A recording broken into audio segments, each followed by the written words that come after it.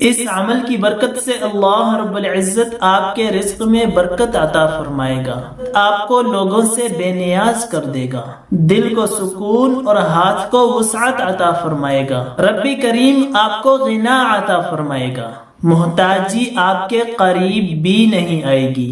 اللہ تعالیٰ آپ کے لیے رزق حلال کے نئے نئے دروازے کھول دے گا، کامیابی آپ کے قدم چومے گی اور رکاوٹیں خود بخود ہٹتی چلی جائیں گی۔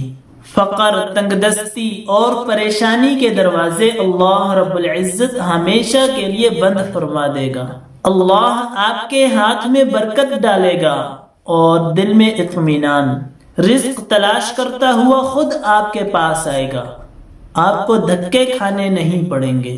اللہ آپ کو ایسا نوازے گا کہ آپ دینے والوں میں شامل ہو جائیں گے۔ ربی ذوالجلال آپ کی زندگی کو آسودگی، آسانی اور کشادگی سے بھر دے گا۔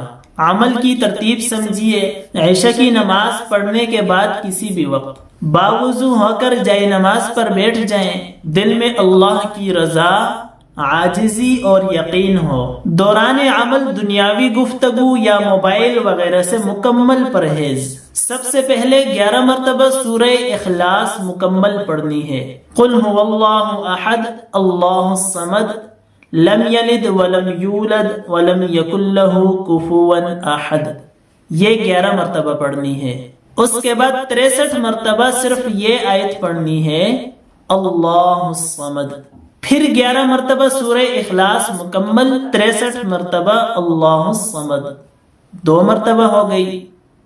پھر تیسری مرتبہ اسی ترتیب سے 11 مرتبہ سورہ اخلاص مکمل اور 63 مرتبہ اللہ الصمد۔ اب چوتھی مرتبہ 11 مرتبہ سورہ اخلاص مکمل اور 62 مرتبہ اللہ الصمد، اور 5ویں مرتبہ بھی سورہ اخلاص مکمل 11 مرتبہ اور اللہ الصمد 62 مرتبہ، اور آخر میں پھر 11 مرتبہ سورہ اخلاص مکمل پڑھنی ہے۔ اب انگلیوں پہ آپ کو سمجھاتا ہوں۔ سورہ اخلاص تو مکمل 11 مرتبہ پڑھنی ہے۔ پہلے سورہ اخلاص 11 مرتبہ مکمل، اس کے بعد 63 مرتبہ اللہ الصمد، پھر سورہ اخلاص 11 مرتبہ مکمل، اللہ الصمد 63 مرتبہ، پھر سورہ اخلاص 11 مرتبہ مکمل اور اللہ الصمد 63 مرتبہ، یہ 3 مرتبہ ہو گئے۔ اب سورہ اخلاص 11 مرتبہ مکمل اور اللہ الصمد 62 مرتبہ، یعنی پہلے 63 مرتبہ تھا، اب ایک کم کر دینا ہے، 62 مرتبہ۔ پھر سورہ اخلاص 11 مرتبہ مکمل اور اللہ الصمد 62 مرتبہ، اور آخر میں پھر سورہ اخلاص 11 مرتبہ مکمل پڑھنی ہے۔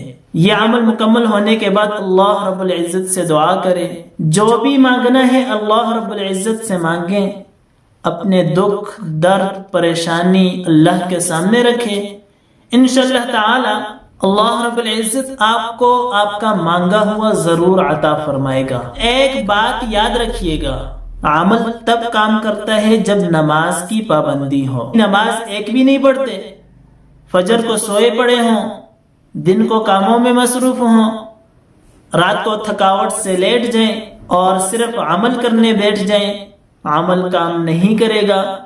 نمازوں کی پابندی ہوگی، اس کے ساتھ یہ عمل کریں گے، انشاءاللہ تعالی یہ عمل کرنے کے بعد آپ دیکھیے گا آپ کا دن اور ہوگا اور رات اور ہوگی۔